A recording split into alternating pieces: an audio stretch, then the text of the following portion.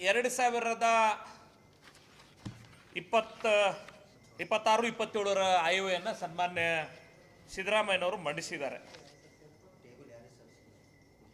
ಇನ್ನೊಂದು ಫೈಲ್ ಇತ್ತು.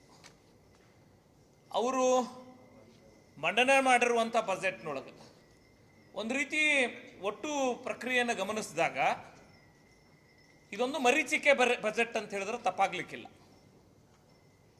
ಕಳೆದ 3 ವರ್ಷಗಳಿಂದ ಒಂದು ಅಭಿವೃದ್ಧಿ ಶೂನ್ಯ ಬಜೆಟನ್ನು ಕೊಟ್ಟಿರುವಂಥ ಸನ್ಮಾನ್ಯ ಸಿದ್ದರಾಮಯ್ಯನವರು ಗ್ಯಾರಂಟಿಯನ್ನೇ ನಾವು ಹೊಸ ಒಂದು ಎಕಾನಮಿಯನ್ನು ಸೃಷ್ಟಿಸ್ತಿದ್ದೀವಿ ಅನ್ನೋಂಥ ಭ್ರಮೆಯನ್ನು ಸೃಷ್ಟಿಸಿದರು. ಒಂದು ಆರ್ಥಿಕತೆಗೆ ಹೊಸ ಭಾಷೆಯನ್ನು ಬರೀತೇವೆ. ಆ ಹಿನ್ನೆಲೆಯಲ್ಲಿ ಪ್ರತಿಯೊಬ್ಬರಿಗೂ ಕೂಡ ನೇರ ಫಲಾನುಭವಿಗಳಿಗೆ ಸಶಕ್ತರನ್ನಾಗಿಸುವ ಮೂಲಕ ಏನೋ ಒಂದು ಬದಲಾವಣೆ ಮಾಡ್ತಿದ್ದೀವಿ ಅಂತ ಹೊರಟಿದ್ರು. 3 ವರ್ಷ ಆಯಿತು. ಅದರ ಯಾವ ಪರಿಣಾಮಗಳು ರಾಜ್ಯದ ಆರ್ಥಿಕತೆಯಲ್ಲಿ ಇವತ್ತು ಕಾಣಿಸ್ತಾ ಇಲ್ಲ. ಇವತ್ತು ಗ್ಯಾರಂಟಿ ಸ್ಕೀಮನ್ನು ಕೂಡ ಪರಿಣಾಮಕಾರಿಯಾಗಿ ಜಾರಿಗೊಳಿಸಿದ್ದೇನೆ. ಕಳೆದ ಬಾರಿ ನಿಮ್ಮೆಲ್ಲರಿಗೂ ಗೊತ್ತಿದೆ, ಬೆಳಗಾವಿ ಅಧಿವೇಶನ ನಡೆಯುವ ಸಂದರ್ಭದಲ್ಲಿ ಶಕ್ತಿ ಯೋಜನೆ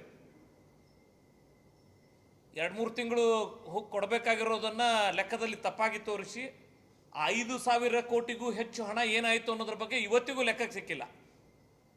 ಈ ರಾಜ್ಯದ ಆರ್ಥಿಕ ನಿರ್ವಹಣೆ ಹೇಗಿದೆ ಅನ್ನೋದಕ್ಕೆ ಇದೊಂದು ಸಾಕ್ಷಿ ಅಂತ ಭಾವಿಸ್ತೇನೆ. ಪ್ರತಿ ತಿಂಗಳು ಸಂಬಳ ತೆಗೆದುಕೊಳ್ಳಿಕ್ಕೆ ಆಗದೇ ಇರುವಂಥ ಸ್ಥಿತಿಗೆ ಕರ್ನಾಟಕ ರಾಜ್ಯದ ನೌಕರರು ತಲುಪಿದ್ದಾರೆ. ಸರ್, ಸಂಬಳ ಬಿಟ್ಬಿಡಿ. ಈಗೇನು ಸರ್ಕಾರದ ಕಲ್ಯಾಣ ಕಾರ್ಯಕ್ರಮದ ಭಾಗವಾಗಿ ಮಕ್ಕಳಿಗೆ ಕೊಡಬೇಕಾಗಿರುವಂಥ ಹಾಸ್ಟೆಲ್ ವ್ಯವಸ್ಥೆ, ಅವ್ರು ಕೊಡಬೇಕಾಗಿರುವಂಥ ಸ್ಕಾಲರ್ಶಿಪ್, ಅದು ಯಾವುದೂ ಇರದೇನೆ ಒದಾಡುವಂಥ ಪರಿಸ್ಥಿತಿ ನಿರ್ಮಾಣ ಆಗಿದೆ. ಒಂದು ಕಡೆಗೆ ನೇರವಾಗಿ ಜನರಿಗೆ ಸಶಕ್ತೀಕರಣಕ್ಕಾಗಿ ನಾವು 5 ಗ್ಯಾರಂಟಿಗಳನ್ನು ಕೊಡ್ತೇವೆ, ಆ ಮೂಲಕ ಹೊಸ ಆರ್ಥಿಕ ಭಾಷೆಯನ್ನು ಬರೀತೇವೆ ಅಂತ ಹೇಳಿರೋ ಅವರು, ಇನ್ನೊಂದು ಕಡೆಗೆ ಅಭಿವೃದ್ಧಿಗೂ ಕೂಡ ಹಣ ಇಲ್ಲ ಅನ್ನುವಂಥದ್ದನ್ನು ಅವರ ಶಾಸಕರುಗಳಿಂದನೇ ಟೀಕೆಯನ್ನು ಎದುರಿಸುವುದನ್ನು ನಾವು ನೋಡಿದ್ದೀವಿ. ಮತ್ತೊಂದು ಬಜೆಟ್ಟು ಆ ಅಭಿವೃದ್ಧಿ ಶೂನ್ಯ ಬಜೆಟ್ಟಿನ ಸಾಲಿನಲ್ಲಿ ಸೇರ್ಪಡಿಸುವಂಥ ಕಾರ್ಯವನ್ನು ಸನ್ಮಾನ್ಯ ಮುಖ್ಯಮಂತ್ರಿಗಳು ಮಾಡಿದ್ದಾರೆ.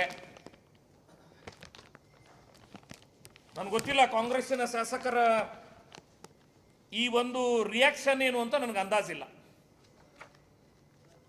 ಈಗೇನು ಹೇಳ್ತಾರೆ, ನಿಮ್ಮ ಜಿಲ್ಲೆಯ ಹಲವಾರು ಹಿರಿಯ ಶಾಸಕರು ಧ್ವನಿ ಎತ್ತಿದ್ರು ನಾವು ರಾಜೀನಾಮೆ ಕೊಡಬೇಕಾಗತ್ತೆ ಅಂತೇಳಿ. ವಿಶೇಷವಾಗಿ ಆಳಂದದ ಶಾಸಕರು, ವಿಶೇಷವಾಗಿ ಕಾಗವಾಡದ ಶಾಸಕರು, ಕಾಂಗ್ರೆಸ್ನಲ್ಲಿ ಒಂದು ಲೈನೇ ಅಭಿವೃದ್ಧಿಗೆ ಹಣ ಇಲ್ಲ ಅಂತ ಹೇಳಿದ್ರೆ ನಾವು ಹೇಗೆ ಮಾಡಬೇಕು ಅಂಥೇಳಿ. ಈಗಲೂ ಮತ್ತೊಮ್ಮೆ ಅದೇ ಸಂಗತಿ ಪುನರಾವರ್ತನೆ ಆಗಿದೆ. ಒಂದು. ಎರಡನೇದಾಗಿ ವಿಶೇಷವಾಗಿ ಗ್ಯಾರಂಟಿ ಯೋಜನೆ ಕೊಡಬೇಕಾದ್ರೆ ಈ ಸರ್ಕಾರದ ಆರ್ಥಿಕ ನೀತಿ ಹೇಗಿದೆ ಅಂತ ನನಗೆ ಅರ್ಥ ಆಗ್ತಿಲ್ಲ. ಗ್ಯಾರಂಟಿ ಯೋಜನೆ ಕೊಡಬೇಕಾದ್ರೆ SCP TSP ಹಣಕ್ಕೆ ಕೈ ಹಾಕಬಾರ್ದು ಅನ್ನೋಂಥ ಭಾಳ ದೊಡ್ಡ ಒತ್ತಾಯ ನಡೆದಿತ್ತು.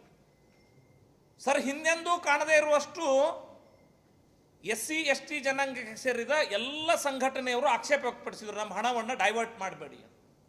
ನೀವೇನು ಎಲ್ಲರಿಗೆ ಗ್ಯಾರಂಟಿ ಕೊಡ್ತೀವಿ, ಅದ್ರ ಜೊತೆ ಗ್ಯಾರಂಟಿ ಕೊಡಿ. SCP TSP ಹಣವನ್ನು ಯಾಕೆ ಬಳಸ್ಕೊಳ್ತೀರಿ? ನಮ್ಮ ಹಣವನ್ನು ಅದಕ್ಕೆ ಕೊಡೋದ್ರಿಂದ ಗಳಿಸುವ ಲಾಭ ಏನು ಅಂತೇಳಿ.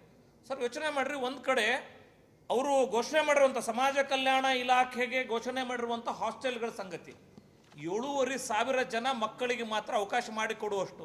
ಒಂದು ಕಡೆ ಕೊಡಬೇಕಾಗಿರುವಂಥ SCP TSP ಹಣವನ್ನು ಡೈವರ್ಟ್ ಮಾಡಿ ಮಕ್ಕಳಿಗೆ ನೀವು ಹಾಸ್ಟೆಲ್ ಕೊಡಲ್ಲ, ಸ್ಕಾಲರ್ಶಿಪ್ ಕೊಡಲ್ಲ ಅನ್ನುವಂಥ ಸ್ಥಿತಿ ನಿರ್ಮಾಣ ಮಾಡಿದರೆ ನೀವು ಗಮನಿಸ್ಬೋದು. 7,500 ಮಕ್ಕಳಿಗೆ ಆಗಷ್ಟು ಹಾಸ್ಟೆಲ್ಗಳ ನಿರ್ಮಾಣದ ಕಾರ್ಯದ ಬಗ್ಗೆ ಇವತ್ತು ಘೋಷಣೆ ಮಾಡಿದ್ದಾರೆ. ಎರಡನೇ ಸಂಗತಿ, ಆರ್ಥಿಕ ನಿರ್ವಹಣೆಯಲ್ಲಿ ಸಾಲದ ಬಾಬತ್ತು ಎಷ್ಟಿದೆ ಅಂತ ನೀವು ಯೋಚನೆ ಮಾಡಿ. ಸರ್, ಇಡೀ ನೀವು ಕೊನೆ ಪೇಜಲ್ಲಿದೆ, ನೀವು ಗಮನಿಸಿ. ಅತಿ ಹೆಚ್ಚು ಹಣ ಯಾವುದಕ್ಕೆ ಖರ್ಚು ಮಾಡ್ತಿದ್ದಾರೆ ಅಂತ ಹೇಳಿದ್ರೆ ಸಾಲದ ಮರುಪಾವತಿ. 17ನೇ ಬಜೆಟನ್ನು ಮಂಡನೆ ಮಾಡ್ತೀನಿ ಅಂತೇಳಿ ಸನ್ಮಾನ್ಯ ಸಿದ್ದರಾಮಯ್ಯನವರು ಇವತ್ತು ಪ್ರತಿಪಾದನೆಯನ್ನು ಮಾಡ್ತಿದ್ದಾರೆ. ಆದರೆ ನಿಮ್ಮೆಲ್ಲರಿಗೂ ಗೊತ್ತಿರಲಿ, ಅತಿ ಹೆಚ್ಚು ಸಾಲಗಾರ ರಾಜ್ಯವನ್ನಾಗಿ ಮಾಡಿದ ಕೀರ್ತಿ ಸಿದ್ದರಾಮಯ್ಯನವ್ರಿಗೆ ಹೋಗ್ತದೆ. ಈ ವರ್ಷವೂ 1,00,000 ಕೋಟಿಗಿಂತ ಆಚೆಗೆ ಸಾಲದ ಹೊರೆಯನ್ನು ರಾಜ್ಯಕ್ಕೆ ಹೋಲಿಸುವಂಥ ಕೆಲಸ ಮಾಡುವ ಮೂಲಕ ಸನ್ಮಾನ್ಯ ಸಿದ್ದರಾಮಯ್ಯನವರು ಒಂದು ಸಾಲದ ರಾಜ್ಯವನ್ನಾಗಿ ಕರ್ನಾಟಕವನ್ನು ಮಾಡುವಂಥ ಕೆಲಸ ಮಾಡಿದ್ದಾರೆ.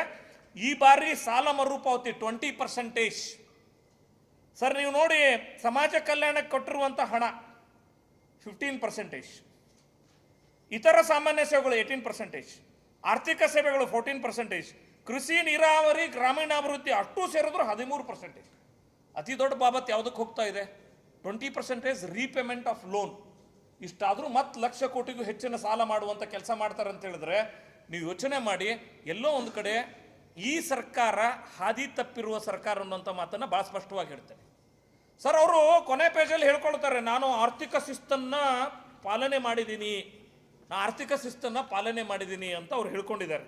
ಆದರೆ ಆರ್ಥಿಕ ಶಿಸ್ತಿನ ಪಾಲನೆ ಹೇಗಿದೆ ಅಂತ ಹೇಳಿದ್ರೆ GSDP 2.95%ನಷ್ಟು, ಅಂದ್ರೆ ಯಾವುದೇ ರಾಜ್ಯ 3%ಗಿಂತ ಹೆಚ್ಚು ಸಾಲ ಮಾಡಬಾರದು ಅಂತಿದೆ. GSDP 3%ಗಿಂತ ಹೆಚ್ಚು ಸಾಲ ಹೊಂದಬಾರದು ಅಂತೇಳಿ.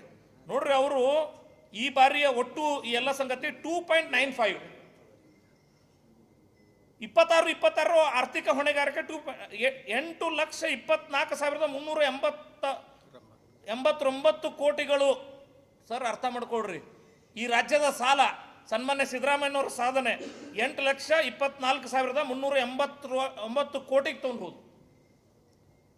ಇದ್ರ ಪರಿಣಾಮವಾಗಿ ಏನಾಗಿದೆ, ನಮ್ಮ ರಾಜ್ಯದ ಬಹುತೇಕ ಆದಾಯ, ಟ್ಯಾಕ್ಸ್ ಪೇಯರ್ಸ್ ಮನಿ, ಈ ಸಾಲಕ್ಕೆ ಅತಿ ಹೆಚ್ಚು ಕೊಡ್ತಿದ್ವಿ 20% ಅಂತ ಆದ ನಂತರ ಮತ್ತೆ ಸಾಲ ಮಾಡುವ ಮೂಲಕ ಒಂದು ಸಾಲ ಕೂಪಕ್ಕೆ ಒಂದು ವಿಶಿಯಸ್ ಸರ್ಕಲ್ ಅಂತ ಹೇಳ್ತೇವಲ್ಲ, ನಾವು ಹೊರಕ್ಕೆ ಬರಲಾರದಂತಹ ಒಂದು ಚಕ್ರವ್ಯೂಹಕ್ಕೆ ಸಿಗಿಸುವಂಥ ಕೆಲಸವನ್ನು ಸನ್ಮಾನ್ಯ ಸಿದ್ದರಾಮಯ್ಯನವರು ಮಾಡಿದ್ದಾರೆ. ಇದು ಒಂದು. ಸರ್, ಎರಡನೇ ಸಂಗತಿ, ನಾನು ಸುಮ್ಮನೆ ಬಜೆಟ್ ಕಾಪಿ ಗಮನಿಸ್ತಿದ್ದೆ ಸರ್, ಒಂದು ಭಾಳ ಮೇಲ್ನೋಟದ ಪ್ರಥಮ ರಿಯಾಕ್ಷನ್ ಕೊಡ್ತಿದ್ದೇನೆ.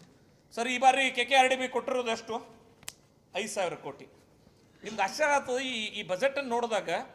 ಹಣ ಎಲ್ಲಿಂದ ಅಂತ ಹೇಳಿದ್ರೆ ನಬಾರ್ಡ್, ಹಣ ಎಲ್ಲಿಂದ ಅಂತ ಹೇಳಿದ್ರೆ ADB ಬ್ಯಾಂಕ್, ಹಣ ಎಲ್ಲಿಂದ ಅಂದ್ರೆ KKRDB, ಹಣ ಎಲ್ಲಿಂದ ಅಂದ್ರೆ ನಮ್ಮ ಮೈನಿಂಗ್ ಬೋರ್ಡ್.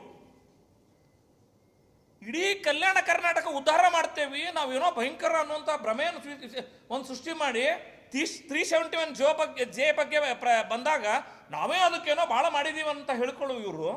ನೀವು ಯೋಚನೆ ಮಾಡ್ರಿ, 5,000 ಕೋಟಿ ಕೊಡ್ತೀನಿ ಅಂತ ಒಂದು ಕೈಯಿಂದ ಕೊಟ್ಟು, ಏನು ನಮ್ಮ ಇಡೀ ರಾಜ್ಯದ ಬೇರೆ ಬೇರೆ ಜಿಲ್ಲೆಗಳಿಗೆ ಜಿಲ್ಲಾ ಪಂಚಾಯತ್ ಹೆಡ್ಡಲ್ಲಿ ಆಯಾ ಇಲಾಖೆ ಹೆಡ್ಡಲ್ಲಿ ಹಣ ಬರಬೇಕಲ್ಲ, KKRDB ಅನ್ನುವಂಥ ಶಂಖವನ್ನು ಮಾಡಿ ಆ ಶಂಖದಲ್ಲಿ ನೀರು ಹಾಕಿ ತೀರ್ಥ ಅಂತ ಕೊಡೋ ಕೆಲಸ ಮಾಡ್ತಾ ಇದ್ದಾರೆ. ಸರ್, ಯಾವಾಗ